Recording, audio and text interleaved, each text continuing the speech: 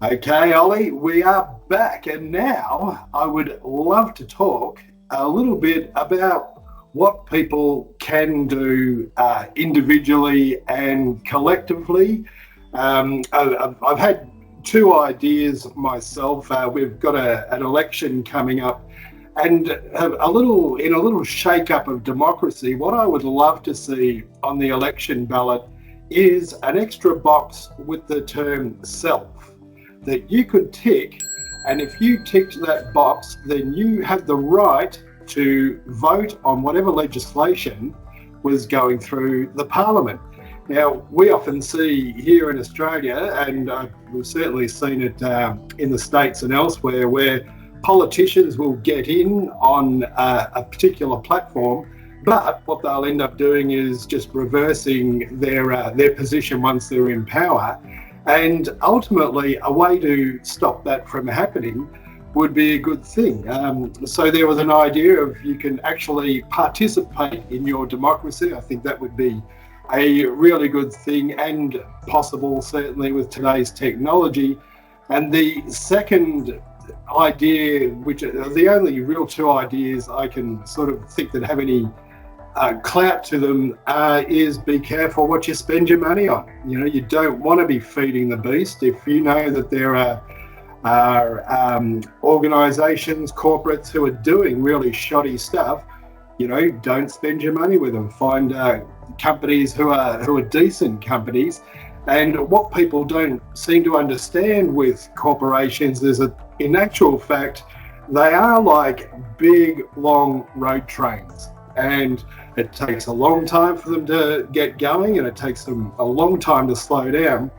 However, if you buckle one of those road trains in the middle, well, it brings the whole thing to a screeching halt.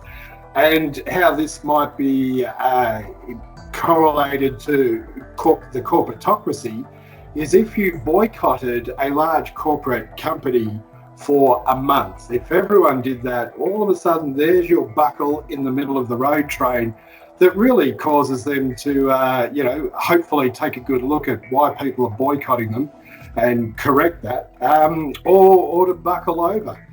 They've been two ideas that I've kind of had. How about yourself? What have you thought about ways people can actually make a difference both individually and as a collective? There was a whole lot of questions in there, so I'll try and answer them one by one. First, transparency. Why should there not be transparency? The only reason why you don't want transparency is because you're hiding something. Okay, there is such a thing as national security, but all of these top secret documents and so on, most of the time that I've encountered top secret documents and that type of hiding of information, it's because it's inside jobs. National security, top secret, it's their butt that they're trying to cover most of the time. And I say absolutely not okay. I am totally for transparency. I say in government buildings, throw out the doors. There should not be any doors that could be closed, and that the normal citizen should be given access to all papers at all times. We are the ones paying their wages. They're supposed to work for us, but they're not. And when you listen to the word government, it means governmente. It's an old Latin word or Greek word, and it means govern means control, mente means your mind. Mind control, it's in our face. We got in German and Scandinavian, no, not German, but in Scandinavian languages, so government is regering, which means rulers. And in German and Dutch, it's Überheit, which means over, they're above us, you know, and that's not the way it's supposed to be. And democracy is this beautiful word that is being used everywhere, but actually it's mob mentality.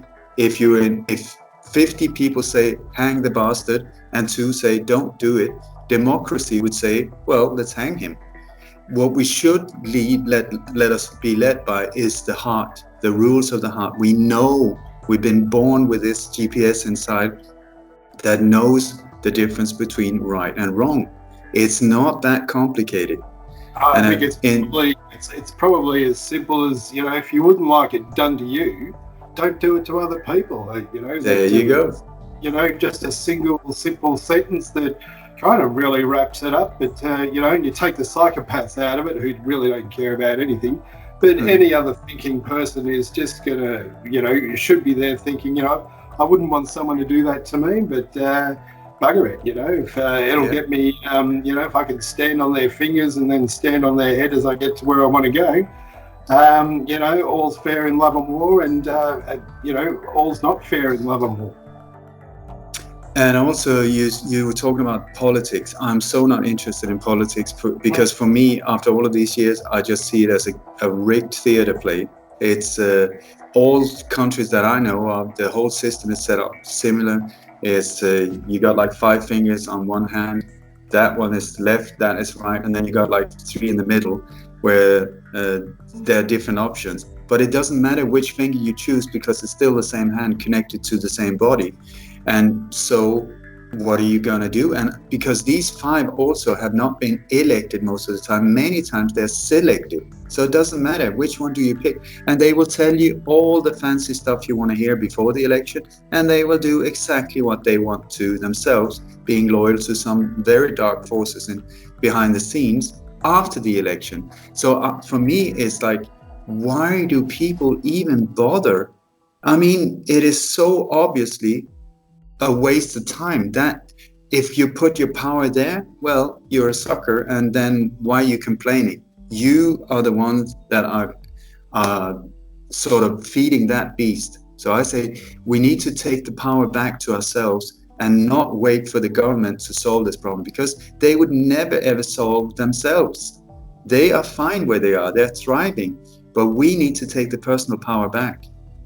I think, it's a great point. I think one of the issues with government is that it's largely a legal structure and therefore attracts lots of lawyers.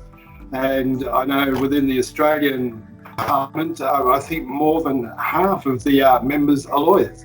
Now, I mean, any sane thinking person would think that's a bit of an overrepresentation of a particular subset of the population. And, and while I'm certainly not a fan of China and a lot of the stuff that China is doing, in China, the guy who looks after the, let's say the agriculture or something is someone who's come from agriculture. The guy who's looking after this is someone who's come from that actual background. Whereas in a lot of democracies, I don't think there's a fair representation of the population within the government. So how can, outside of starting up small fringe parties and hoping to, steal some of the vote away from the majors, there doesn't seem to be a lot else that people can kind of do.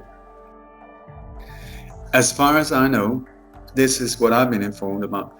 In Sweden, for instance, you are not allowed, if you're an expert in one area, you're not allowed to be elected as a government representative in that area. Yeah. I mean, what kind of weird logic is that? Wouldn't it be the thing in Australia, for instance? Let's get the absolute best one when it comes to agriculture. The one that is just outstanding with incredible knowledge. That would be the person that would be the leader of that part of the government.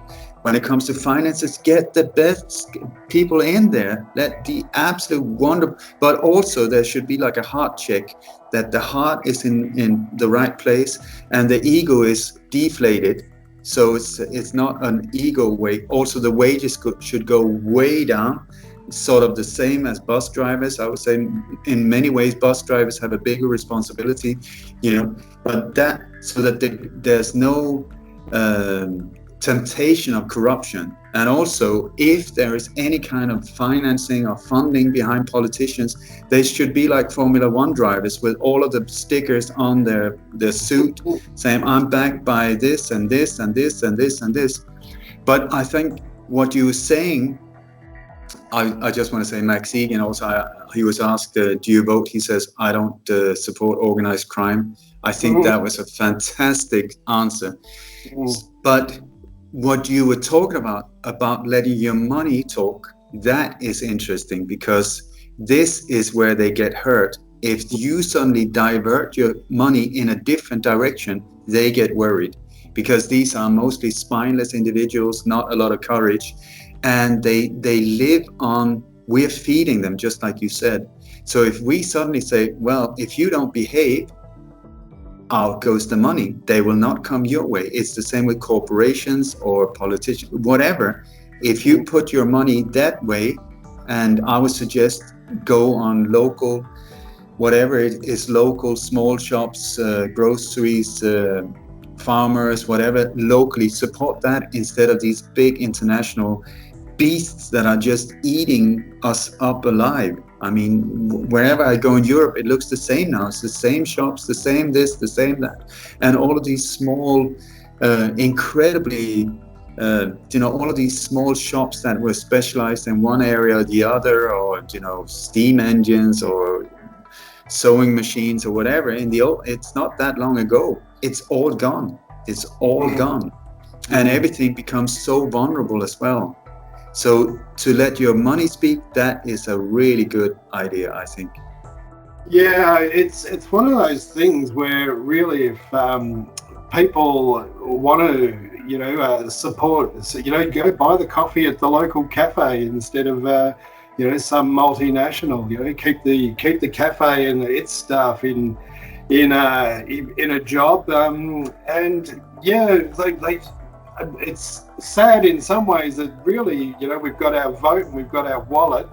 There probably isn't a whole lot more out there outside of kicking up a fuss about something and hopefully getting it on the the MSM or the mainstream media or the minion stream media, as I think it's probably more apt, as they're just pretty much propaganda machines for whoever's pulling the levers. But outside of that, I wish I had more ideas. But ultimately, your wallet and your vote are the only things that I can think of. But there's another one that I really like, and that is when you look at it, how are we being controlled? How can they control us? And it's only through fear. That's the thing. It is through fear. That is also why they keep pumping us with all these fake alleged terror attacks and mass shootings and stuff. It's to keep our fear mode high so that we at all times are in fear. That's the thing. Anxiety, fear, depression, buried in debt, and so on. That's what they want us. So what is fear? Is that something you can grab onto? Can you move fear on a table? Can you go and get some fear? No, it's all in the head. Yeah. So, and the fear is always connected to something in the future. You fear something that hasn't even happened yet. So when you look at fear that is so controlling you, it's an illusion. It's in your head. It's not out there, and it hasn't even happened yet. So it's the same feeling. Depression is going back. You take the same feeling, but look at your past. Fear is connected to the future. So if that's the way they can control us, well, I say, let's become fearless. Let's find different ways of letting go of fear so that we will not be affected and so easily pushed around. So how do you do that? There's different ways, like meditation, walks, listening to music, whatever helps you. There's so many books about this thing, but that's the way out. And then instead of focusing on I, me, mine, look at us. What can I do for you instead of I, me, and mine? And that gets you into a minefield. So, and then live by example and help people, do good, be good, and live as an example to lift people and get them out. So many people are so afraid, so anxious, so alone. And that is also by design, because that's where they can control us. So if they want us to hate each other, I say, let's love each other. If they want to divide and conquer, I say, let's unite. Whatever they do, turn it around and use it against us. Take the power back and look at nature. Mother Earth shows the way. If we mess with her, it's not good. If we leave her alone and just love her and do whatever she needs, she's so forgiving and so generous.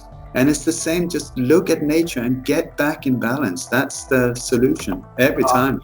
Look, it's so true. I mean, you wouldn't run a swanky hotel and let people throw their rubbish in the corners of the room and never clean it up. It's the planet is really all we've got. But just getting back to your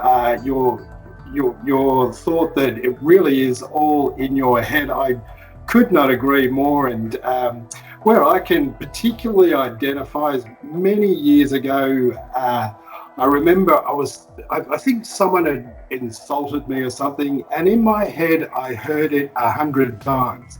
Now this person only insulted me once, but my head turned around and played it over and over and over. And as time went on, I just noticed how many absolute crap thoughts were hitting me in the head. So I started a little mental experiment, and that was to create a dustbin in my head. And every time I got a shitty thought, I just threw it in the dustbin, and then I made myself think the opposite. So that was just to try and give me some sense of balance in, this is as bad as it could have been, and this is as good as it could have been. And while a lot of those thoughts initially just popped back into the head 5-10 seconds later and had to be thrown into the bin again and had to go through that thing, after a few weeks my entire persona had lifted, because I was not focusing on the rubbish. I was, when you get creative, when you do something that kind of energizes you, and that's taken me forward ever since. And I think my only other mantra in life is you just got to get the moment right. If you can get the moment as best as you can get it, well, that's going to leave you with as few regrets as possible. So there are my only pearls of wisdom on that, pretty expansive topic of people really, buying into the rubbish that the media are pushing out there. And it really is a kryptonite. I mean, you have a look at anything on US news, and it's just basically, this is the problem. And to the point where I don't think I could even watch, I wouldn't need to watch the news here in Melbourne, because I could tell you exactly what they're basically going to be wheeling out for us that night, and they'll get 18 crappy stories, and then there'll be a nice picture of the zoo at the end with some lovely cub that's been born, and everything should be right. But we've just jammed 18 stories of why you should be feared, and who's in the wrong today, and who's done this and that. And it really is a charade that once you understand it and you see it, you can't go back too easily. It's amazing what you're talking about. I mean, I'm a Raja Yoga teacher, and Raja Yoga is the science of the mind. It has nothing to do with being able to do splits or whatever. The Raja Yoga, which is the king of yoga, is the science of the mind. It's a manual, a 5,000-year-old manual about how to deal with this one, because this is the trouble. The mind, according to Raja Yoga, is like a drunken monkey stung by bees high on acid. That it's capable of it can take you in all different directions. So it's just like jumping on a wild horse.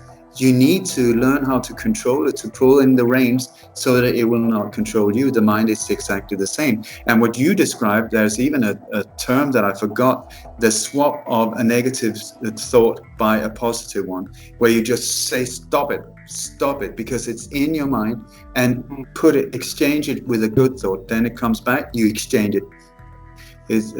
I wish I could remember it. It's a Sanskrit word, but this is 5,000 years of testing that has come up with. This is one of them. I've written a book called Remind Me, about how to reset your mind and be able to cope with these things in a lot better way. So amazing. This is exactly how you were created. I mean, this guy said maybe asshole, whatever to you. That's one word coming out. Maybe he never gave it another thought. But in your mind, it was just over and over. So who is the victim here? Who's suffering? You are the ones. It's the same if you hate somebody or hate them. It's in your mind. You're the victim. You're the one that has to listen to this over and over and over. Sometimes the person have even died 20 years ago, and you're still. So it's a matter of stop the madness and purify your mind. Get the crap out of there, because it so suffocates you from the inside. Oh, look, it's so ingrained as well. It's, you know, when you've been doing something, when you've been in a habit for a long time, it's really difficult to break that habit. And it's certainly difficult at the beginning, but it takes 3 weeks to break a habit, ladies and gentlemen. So that should give anyone pause to just, you know, see it out for 3 weeks, whatever it is, whatever habit it is you're trying to break, and see where you're sitting at that point. But on that note, Ollie, we are going to have to do this again, and I'm very much hoping that next time we might be able to have an additional guest, someone who has certainly seen a lot in his life, has worked with certainly some of the biggest security forces in the world, let alone in the States. I won't break that. I won't pop the champagne just yet until we can lock in our guest, our extra guest. But hopefully we'll be able to put that together in a couple of weeks. And in the meantime, this has been an insanely good interview, Ollie. Thanks very much for your insights. There will be links to, I believe it is lightonconspiracies.com. It is, it's plural because there's more than one conspiracy going on. So it's lightonconspiracies.com. And I'm going on tour now for 2 weeks, very intense tour. So it will maybe be a little bit later than a couple of weeks here. But as soon as I get back, I will set it up for no problem. Where are you doing the next couple of weeks then? I'm doing 9 talks in Scandinavia, and the way we've set it up, it's a matter of becoming creative. That's what I feel. And in times like this, okay, let's find ways. You know, if they stop you left, we go right. If they stop you right, we go up. And up, down, we go whatever. You know, improvise, find new. And one of the things is that I've been touring in like 15 countries now, I think, and all of the time there's this problem: how to get people together, enough people to pay for the building, the equipment, all of these things. So what I've came up with was like, my friend has an RV. He's got like a screen. I've got a projector. I've got a laptop. I got the presentation. I got the knowledge. So what we're doing is we drive around in the RV. We made like it's like, I call it Ola's home delivery. And what we do is we go to people's homes. They need to gather 25, 30 people to make it possibly financially, because it's airplane tickets and gas and all of these things. So a minimum of 25 people. And then we supply everything from chairs, coffee, the whole setup. And then we do it in the privacy and the security of people's homes. And I tell you, it is amazing, the feeling. We're talking about death and destruction, these type of things, but it's all aimed at love, compassion, forgiveness, and just uplifting people. And they sparkle when they leave. They don't want to leave. Sometimes I do like 7-hour presentation and they still don't want to leave, because they meet new like-minded friends, and the feeling is just incredible. And that is my intention, to uplift the whole thing. And if it's okay with you, T, could I just read some lyrics I wrote it was in mid-90s, I think. I think it's a musician myself, I would be delighted if you could do us that honor. Okay, that's very kind of you. So I'm just gonna pop it up here. So it was a speech that it was the first time I met David Icke, and I got very deeply affected by him, because what he helped me with at that time, nobody knew about David Icke. I'd never heard of him. I thought his name was Icke, David Icke. Can I just jump in here, because 20 seconds ago, I had an issue in my mind that I wanted to talk to you about regarding David Icke, and I wasn't sure how I was going to work that in. But as you've kind of segued beautifully, we had my question was going to be, I hope you're planning to come to Australia at some point, in Melbourne, because I know a lot of people here would love to see you and hear you. And then, of course, I was reminded that David Icke was due to do an Australian tour and basically got banned. I shouldn't be here now. I should be in Australia, in Melbourne, for a multi-city speaking tour. I was given a visa for this speaking tour by the government in September last year. But the reason that I'm sitting here and not sitting in Australia now should chill to the bone every Australian, because it is testament to what that country, like so many others, has become: an Orwellian tyranny. So it started when a Labour candidate, what was his name? This Labour candidate, Josh Burns, just very shortly, not that long ago, what would it be, maybe a week or two, that's all, he went public saying that I should not be allowed to come and speak into Australia and speak to Australians on the basis of freedom of speech and freedom of choice of what people want to hear and not hear. After he'd been here 11 times talking about all the same thing, got banned from the country by, certainly had a political slant to it, and it just made me think, wow, here we now have people who are just talking about something, and because someone else doesn't like what they're talking about, they are being shouldered, shoved to one side.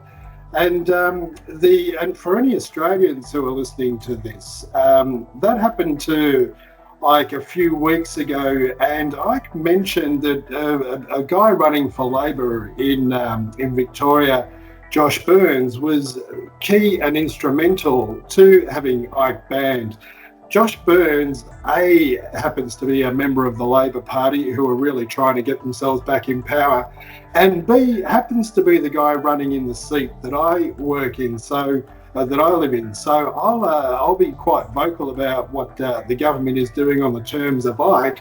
But as you're saying there, he's he's got certainly some out there ideas, but what's an idea if you can't debate it and work out whether you like it or not? The shutting down of David Icke really triggered a lot of concern from my end, and I imagine, hopefully that won't perturb you from ever coming to our fine shores and following through with the stuff that you love doing over there. It takes more than that to stop me, I tell you that. I mean, I've had people killed around me. I had to move countries. I've lived on a death threat. So, I mean, I'm not easily stopped. But, and I was also one of the speakers together with David in Acapulco, Mexico. He left from that conference, and then just 4 hours before he was about to catch the plane, he went from Acapulco to Los Angeles, I think, and he was going to redirect to Australia, and that's boom when they hit him. So it was just hours after we did these talks. The lyrics I wanted to write to you. It's very interesting also. I think what you're doing is super good. Pinpoint the individuals that made this happen, and you will see one of the players in this dark force. That's how you see them. It's the same with these fake terror attacks. Just wait for the people that step up to the microphone afterwards saying, this is the solution. We need new gun control. We need an anti-terror attack. These are the people that set the whole thing up based on problem, reaction, solution. You will identify them right there. They would not step forward if they were not part of it. So don't look at the patsy, look at the solutions. The people bringing it forward, they were the ones doing it to you. So here are the lyrics.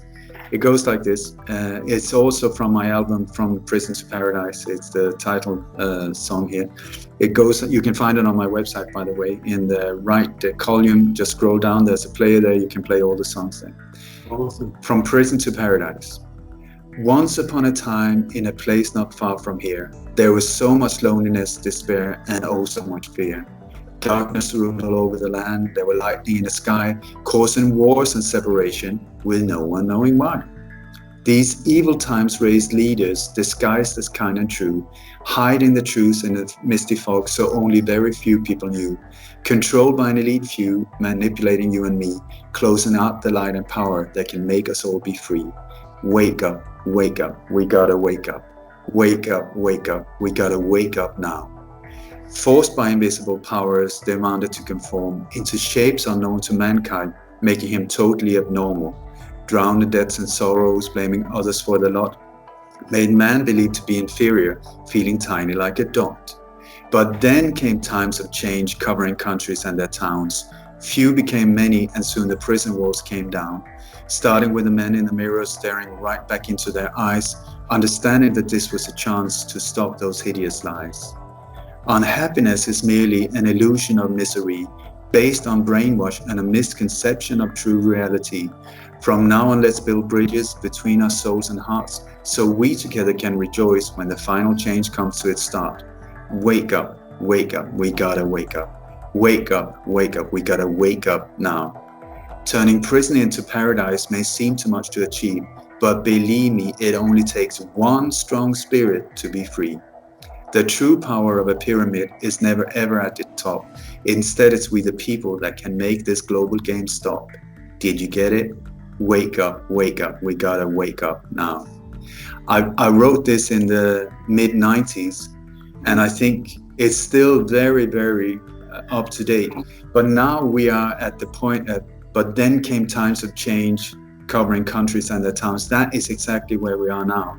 And this whole thing is falling apart, even though it looks very scary.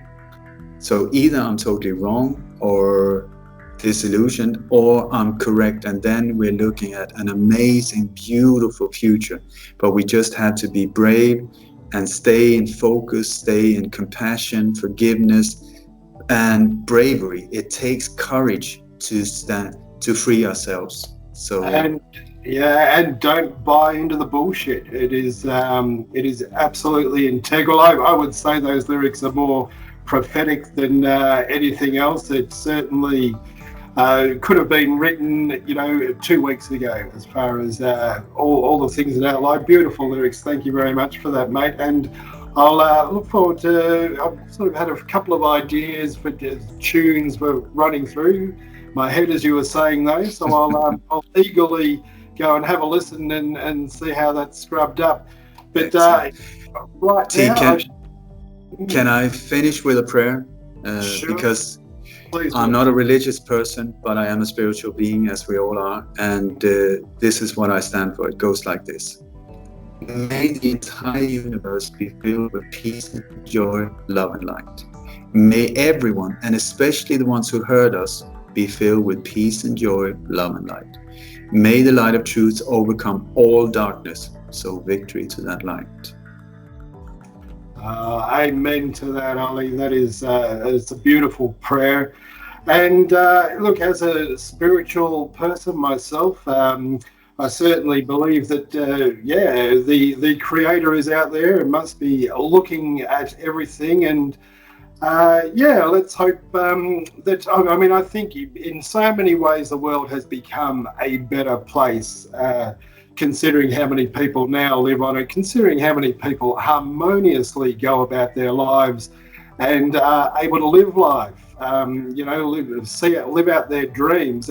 You couldn't do this nearly as much 100 years ago, let alone 300 years ago. So I think it's important that people really give themselves a pat on the back and say, we are a generation who really can, hopefully put the powers that shouldn't be back in their box. I somehow think it may take some kind of amnesty for them if we're ever to to get to the point where we could do that, because no doubt if they're all going to go to prison, well, then they're going to fight tooth and nail to not do that, and of course pull any false flag that's possible out. So I think we kind of probably need to be a little bit open in how we do turn the world from, you know, the removing the power from the absolute uber rich at the top, and you know, getting everyone able to follow their dreams. So with that, I just want to thank you once again, Ollie. I very much look forward to our next chat after your tour. Have a very successful tour. Thank you for the insights, the lyrics, and the prayer. And Godspeed, go well, and have a fantastic and fabulous tour.